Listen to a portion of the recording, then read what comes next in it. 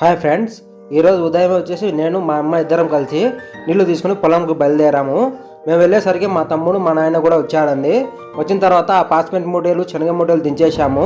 దించేసిన తర్వాత ఇంకా విత్తన శుద్ధి కోసం మా తమ్ముడు వచ్చేసి మందు కలుపుతున్నాడండి. తీసుకొచ్చి ఇంకా శనగల మీద వేసింటే మా అమ్మ మా నాయన ఇద్దరు కలుపుతున్నారు. ఇంతలో ఏం చేస్తాంలే అని మేమిద్దరం కూడా పాస్పెట్ మూటలు ఉప్పుతున్నాము ఫ్రెండ్స్.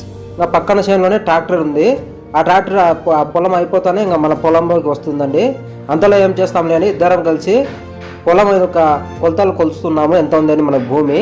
సో ఫైనల్గా ట్రాక్టర్ వచ్చేసింది.